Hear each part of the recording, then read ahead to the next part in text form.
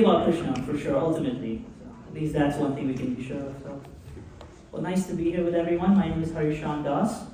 We'll start our Sunday presentation with some prayers to invoke auspiciousness. So if you know these mantras, please join me as loudly as you can. It's totally fine. You can just join in even if you don't know the pronunciation. It's not a big deal. Okay?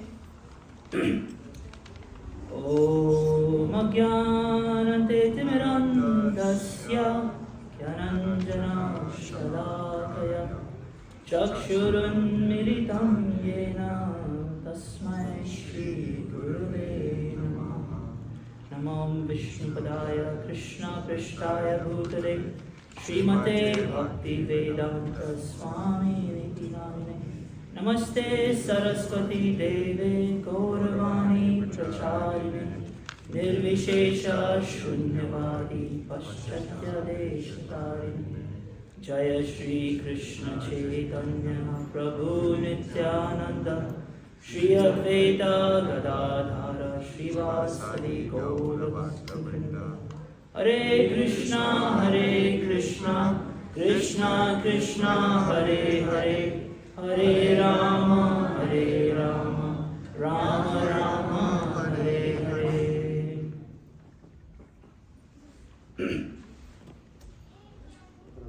I have a question for everyone present. Even if you've been practicing bhakti for many years, please listen to this question and raise your hand if you have an answer. Have you ever been in a situation that you couldn't think your way out of? I'll repeat that question. Have you ever been in a situation that you couldn't think your way out of? Anybody? Nobody in this room has been in a situation you couldn't think your way. Really? Wow, you guys are all liberated sages. You should give them. Come on, I want to hear from you. Wow, that's amazing.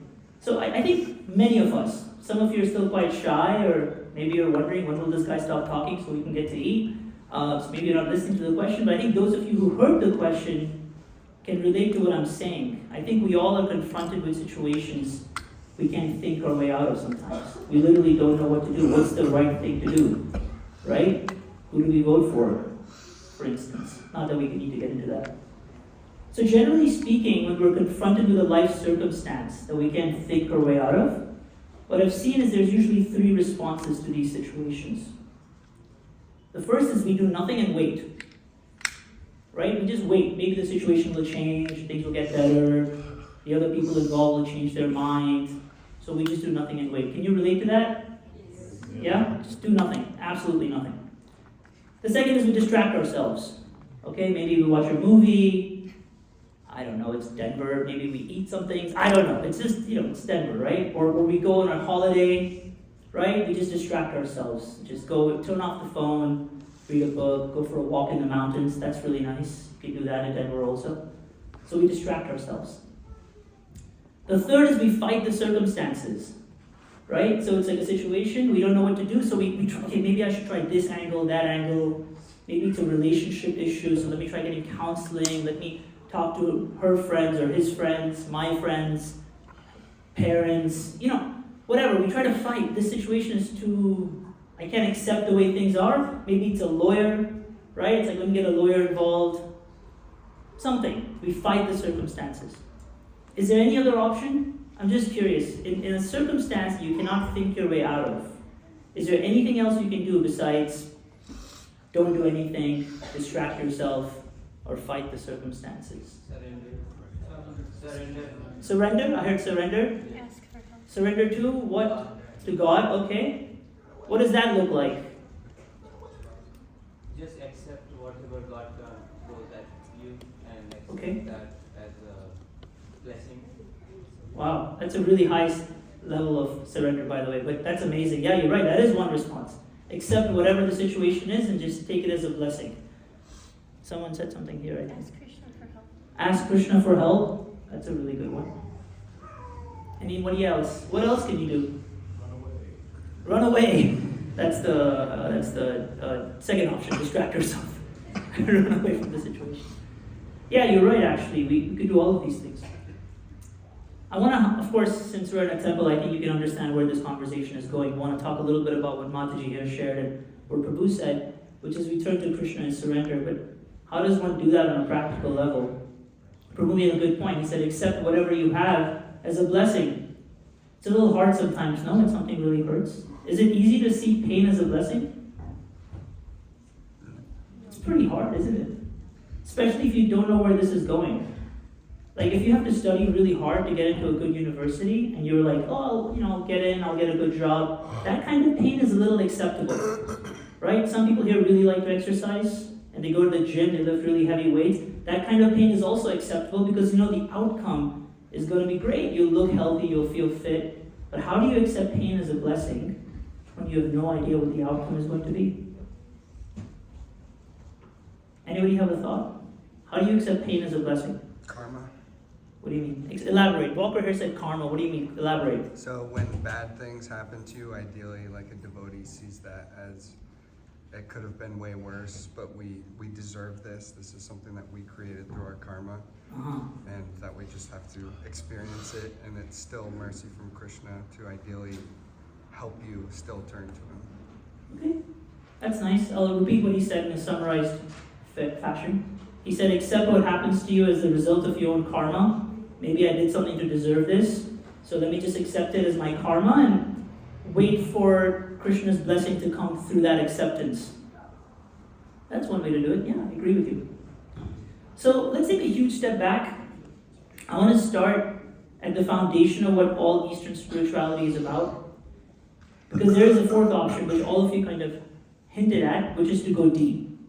Okay, so what does it mean to go deep? In a situation where you can't think your way out of things, how do you go deep? And this is what all Eastern traditions are trying to teach us. And we know this because many of us have read, how many of us have read Bhagavad Gita? Quite a few.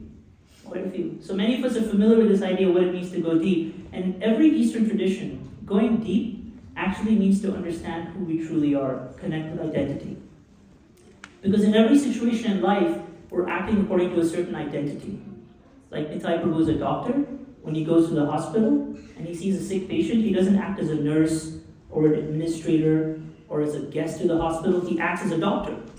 But you don't take that same identity home, do you? At home, you have to be a different person. When you're talking to your mom and she's asking you something, you can't be like, well, look, as a doctor, let me tell you. And she's going to be like, no, I'm your mother, you're my son, stay quiet, right?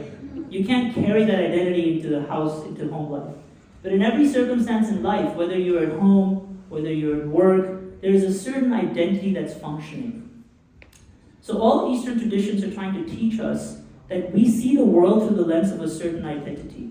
Male, female, doctor, not doctor, happy, sad, Asian, not Asian, white, black.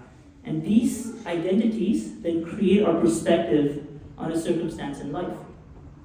So what every Eastern tradition is trying to teach us is how to go deep. And what that literally means is to separate the self from the different identities that we carry with us as we go to work, as we interact with family. And that's what it literally means to go deep. So if you think of an analogy, like say you're digging a hole, right? Let's say you're digging a hole to go deep, okay? We're trying to find something. What's the first thing you encounter when you're digging a hole? If I went into the yard here with a shovel and started shoveling, maybe Mother Nidra and the temple devotees would be a little concerned, like, what are you doing to our temple? Please don't dig a hole in our garden, right? But if I started digging, what's the first thing I would find before I find water? Dirt. What else? Something more? Stones. Exactly. So actually, what Eastern traditions are teaching us is when we want to go deep, we encounter a certain layer of rocks and clay and unpleasant things. And what do we call that in traditional spiritual terminology? Anarthas? That's, yeah, anarthas. Anything else? What is the root of everything? Gopal Prabhu, you're our resident pundit. False ego, exactly. It's that false ego produced by the multiple identities that we carry in this world. And this is the obstruction to going deep, isn't it? So you're in a circumstance, you want to have a higher perspective to life, but you cannot separate yourself from the identity that is identifying with the situation. Does that make sense? And this is the first obstacle to going deep, is how do I not feel or identify so much with the circumstance to actually gain a higher perspective? Right? And so the answer to that is given in the Bhagavad Gita. And I love this. I'm sure many of you are familiar with the story of the Bhagavad Gita, so indulge me for 10 seconds. I just give a little bit of context for those who don't know the story of the Bhagavad Gita. But it's like the Hindu Bible, for lack of a better term. But it's one of the oldest spiritual texts in the world. But it's dealing with a situation that is extremely universal. There's a great warrior. Think about his mindset for a second. He spent 13 years of his life preparing for this day, this particular day when a great battle is about to take place. Imagine being like a high school student who spent 18 years studying and now you're about to graduate, for instance. Okay, or maybe some of you are really competitive, you have a sport or something you play, and you spend months and months preparing. It's the day of the big tournament. Something like that. It's like a decision-making day. And that's what the situation is at the start of the Bhagavad Gita. You have a warrior who spent 13 years preparing for a battle that is about to begin. And right at the beginning of this battle, he gets cold feet. Right? Think of it like this. Imagine you have friends coming over for dinner, right? Imagine like you have friends, maybe you invite them to your house for dinner, so you spend the whole day shopping, buying all these groceries, then you come back to your kitchen, and it's time to cook, and you're like, don't feel like it. Just don't want to do it. Friends are about to come over. It's 2 hours left. Just don't want to do it. The groceries are all sitting there. The kitchen is prepped. And you just don't feel like cooking. This is a very simple and light example. Arjuna's dilemma is much worse. He's standing before, 550 million soldiers? Right? Is that the right number? About 500 million people on both sides combined. They're about to fight this war. And he gets cold feet. He doesn't want to fight. And what is the first thing that Krishna tells him? Does anybody know what's the first thing that Krishna tells him? Not the body.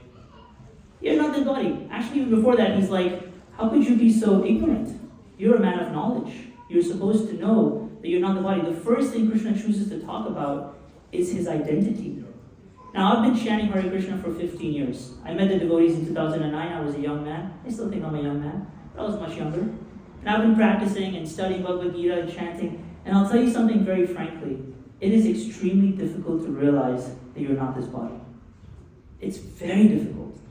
And anyone who's been really trying and practicing for many years will tell you it's not that easy. Because when you engage with the world, the identities you need to engage with the world, they overwhelm you. And it's very difficult to return to who we are. Right? I'll give you a simple example.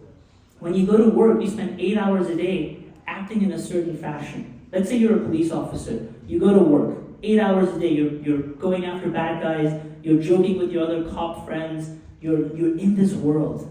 Now when you come home, it's very easy for that energy to come with you to the house. Isn't it? Can anybody relate to like being a certain profession and then you come home and it's just hard to like not have that energy? Right?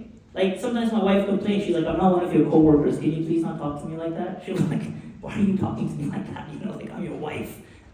Like, yeah, you're right, I'm sorry. You spend so many hours working, you get into this mindset of like, yeah, decision 1, 2, 3, let's go. And she's like, I don't work like that, you know, I'm your wife.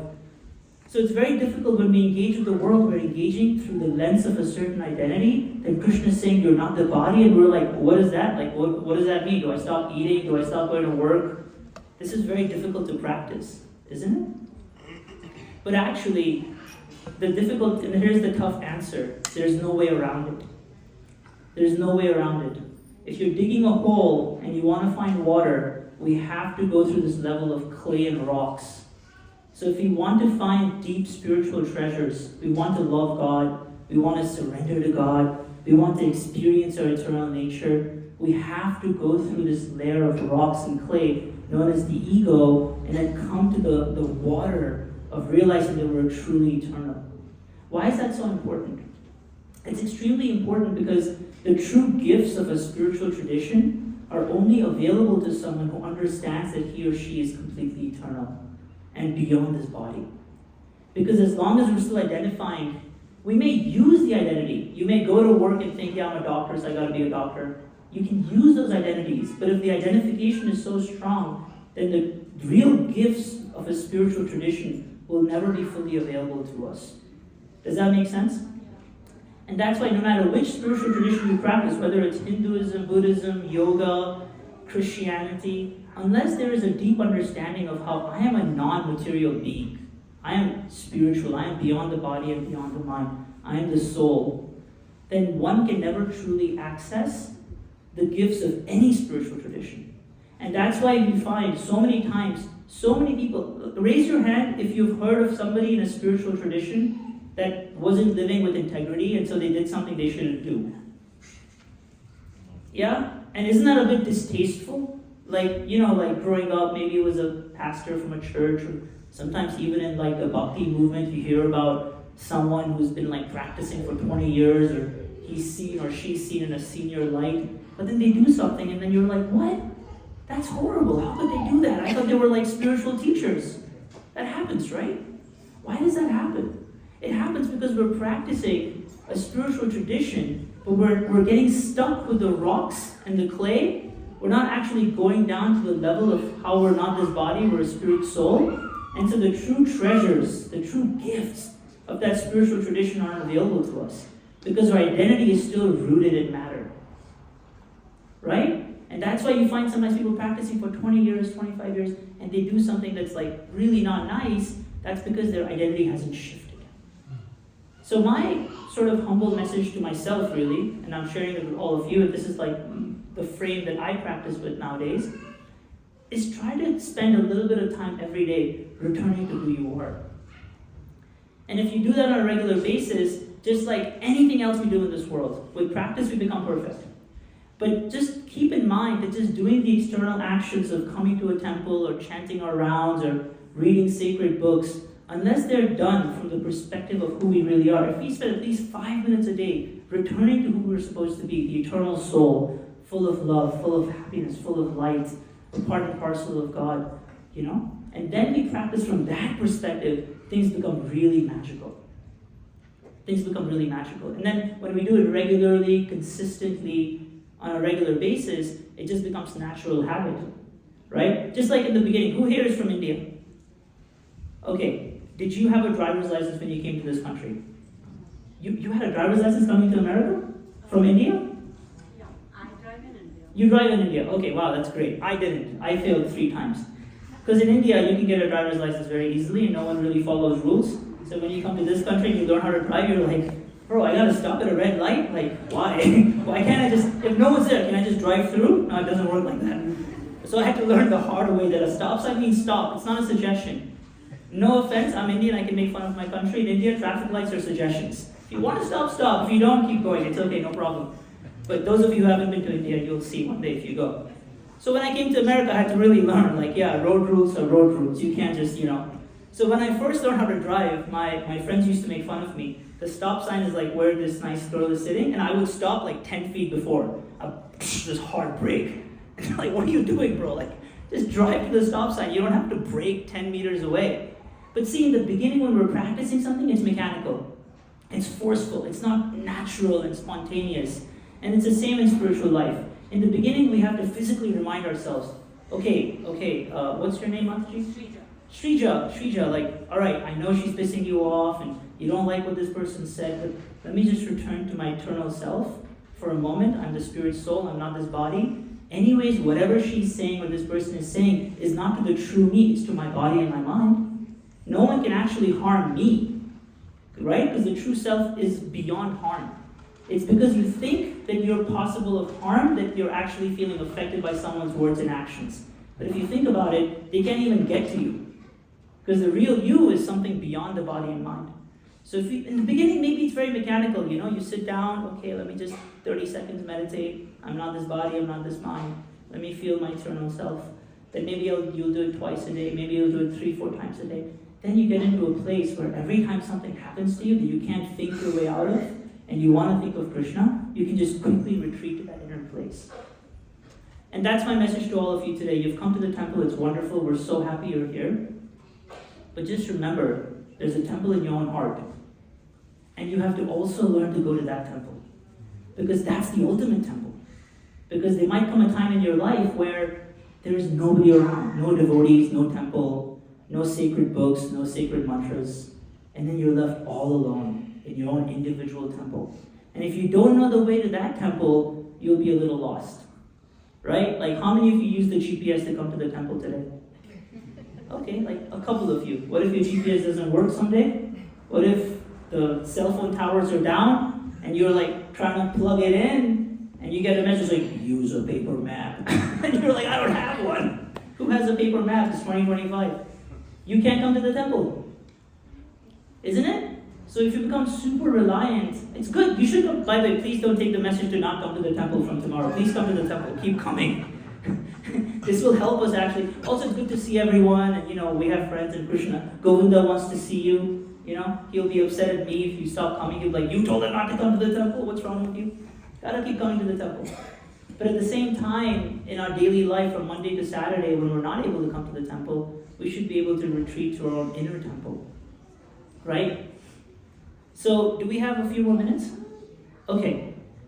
Would you all like to do a quick meditation? Maybe 2 minutes? You ready? Okay, I'm going to play a little music. And in the meantime, please just get yourself comfortable. If you need to stand up, maybe just stand up and then settle down. If you have kids, by the way, maybe if you can ask the kids to just stay in the back for like 2 to 3 minutes. That's it. Not you. You're old enough. Don't worry. The one in the yellow shirt. I mean, like the really little ones. The ones who are really, they're restless. They have lots of energy. You're also quite patient, so you can stay. Don't worry. You're good. But if you have a restless child, maybe just send them to the back. So we'll do a quick guided meditation. Something I've learned from my teachers. Help you get a little glimpse of what it's like to be in touch with your inner self. And then we'll chant maybe 3 Hare Krishnas after that with our eyes closed. And then we'll end the class. Is that okay with everyone? Yeah. Just a quick guided meditation. Okay, let me play one of my favorite flute songs. Right. Here we go. Okay.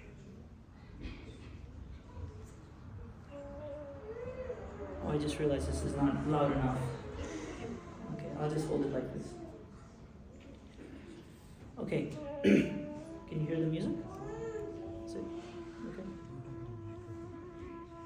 Do we have a second mic? That might take too much work. Okay, it's fine. All right, everyone. Sit in a comfortable position. Some of you like sitting crossed, like that's great. Shrija here has already got her hands. You can hold them in Jnana Mudra, which is your index finger to your thumb, and you can place the back of your hand on your knees like this. Let's try doing that for a second. Okay. You can keep your eyes open for a few seconds, it's okay now. So just take a few breaths deep inside, all the way to your abdomen and out. You can breathe out from your mouth for now. When you're ready, you can also close your eyes. Take a deep breath in and just close your eyes. Continue breathing lightly, not forcefully.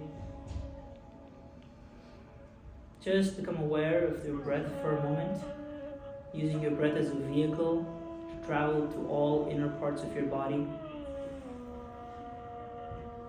As you breathe in, just visualize the air entering through your nostrils and spreading throughout your body.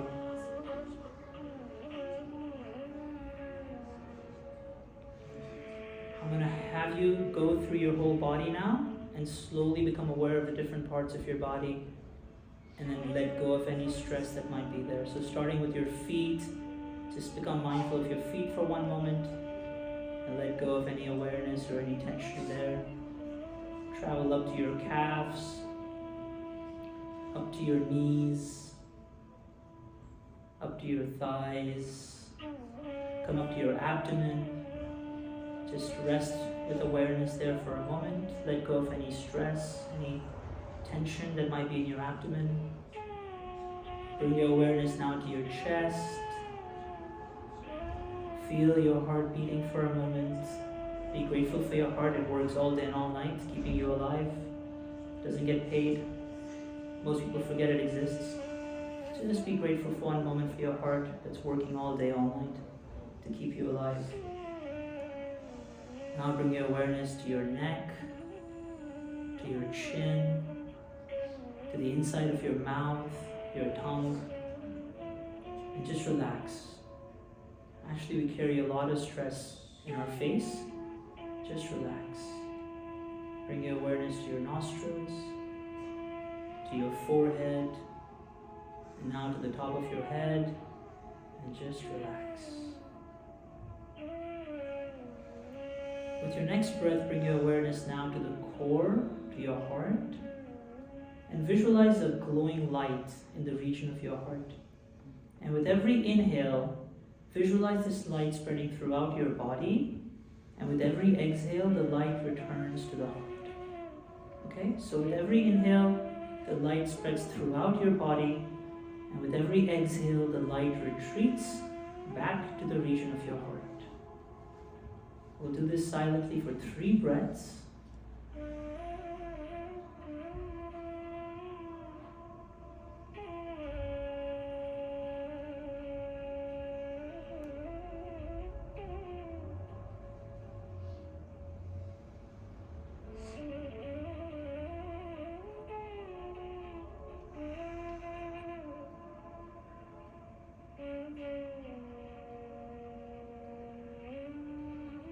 If you can, just take a mental snapshot of this moment, how you felt when you became aware that your consciousness spread throughout the body in the form of light.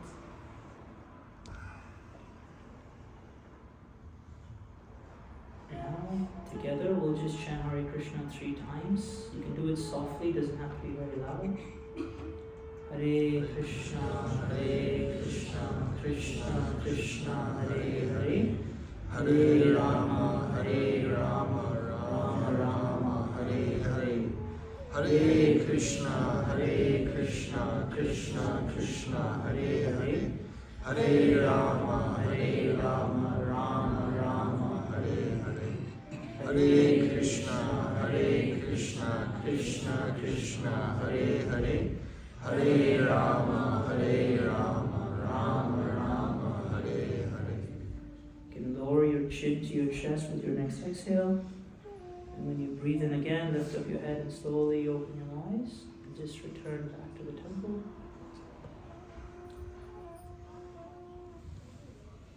So now imagine if every mantra you ever chanted was done with that level of presence within your soul. Wouldn't that be amazing? Don't you think Krishna would hear that mantra? Because now he realizes you're connecting with him as he created you, as an eternal being. It's difficult. It's hard. Some of us are chanting 16 rounds a day. It takes about 2 hours. It's hard to chant every mantra so mindfully. I can relate from personal experience. But at least if we can chant a few mantras with that presence, from that point of view, then we would connect with Krishna in a very unfiltered, pure kind of way.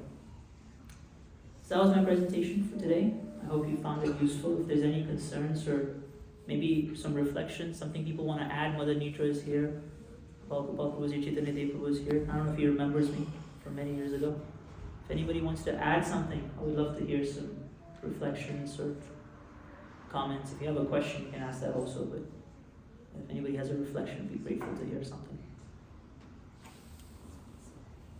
We have a second mic.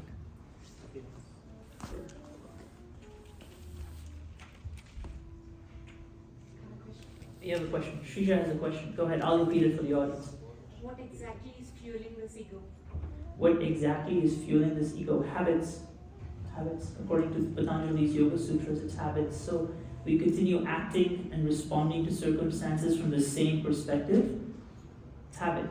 Like, say for example, you have an anger problem. I'm not saying you do. You seem very nice. But suppose you did, and something happens that upsets you.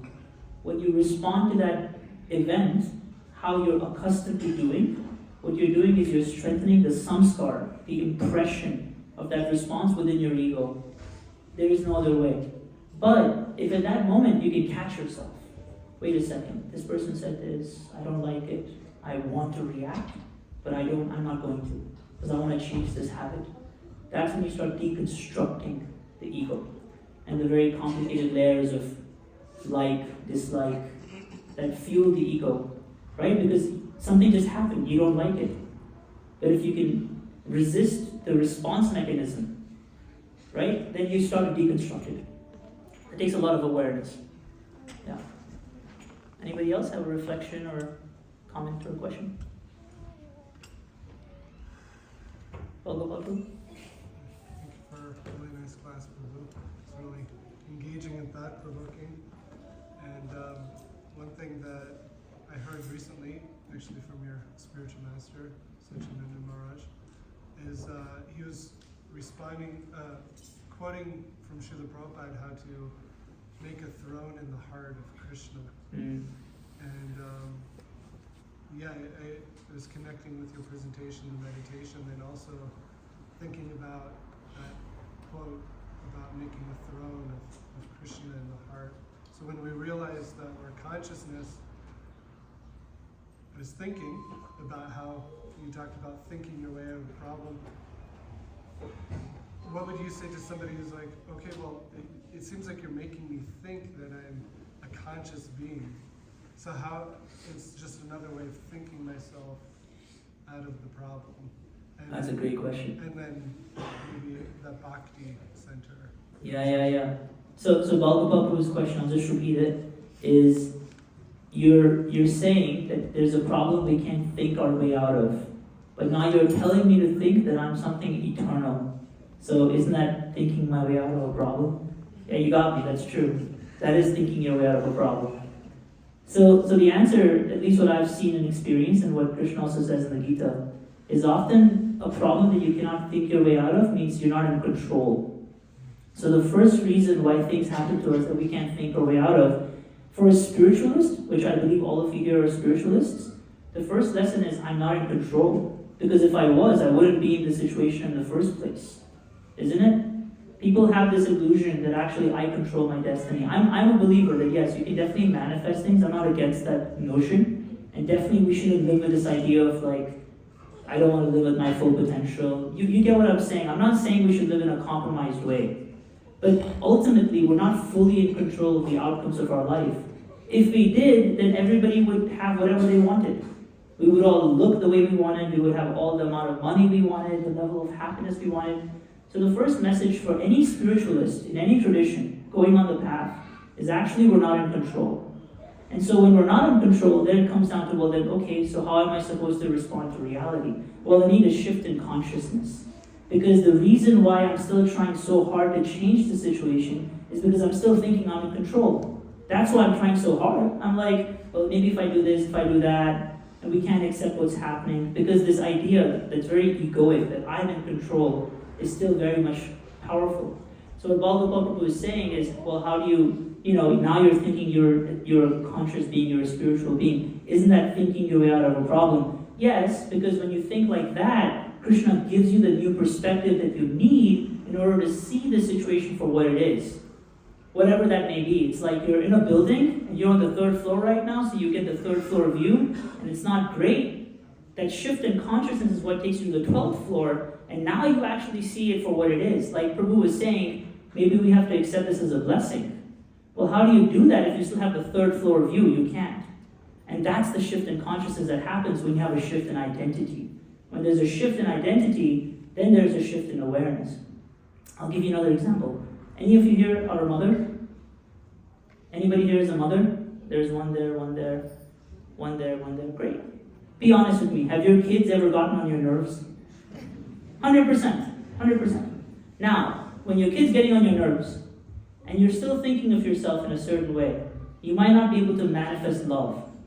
But immediately if you think, wait a second, this is my child, I'm his mother, I'm her mother, I am responsible for this child's existence. It's my duty to love this child. All of a sudden you can find yourself forgiving this child, loving this child, patiently tolerating this child. And children do wild things. I mean, me and my brother we fought so much, we used to break things every single day. Children do wild things. But how can that mother manifest that love unless she has a shift in identity, unless she reminds herself, actually I'm a mother. And it's not okay for me to be upset at my child right now. He's just being a child. What is he supposed to know about life? Right? So once we have that shift in identity, we get that higher perspective. We go from the 3rd floor to the 12th floor, and that same difficult situation that we're struggling with, we get a higher perspective. And that's different for everyone, by the way. What Krishna wants you to see is very unique to each of you. For some people, he wants you to learn this lesson. For someone else, it's some other lesson. So I'm not going to go into the specifics of what the view looks like, because that's unique to each and every one of us. Some of us are struggling with low self-confidence, so Krishna wants us to see something else. Some of us are struggling with this idea of I'm in control, I'm in charge. Krishna wants us to see something else. Some of us are just like, I just want to enjoy in this world as much as I can. Krishna wants us to see something else. So what that view looks like is super personal. That's between you and God. But at least that shift in identity can take you to the higher floor and give you a new perspective on the same sort of dilemma. Is that sort of, you want to add something to that? Because, you sure? Okay. I always look over to the left side because I've heard Mother Ji read Pal Gopal Prabhu. I'm like, am I speaking logically? Is this Shastra? Let me know if it isn't. Oh, who has a question in the back? Give control over to Krishna.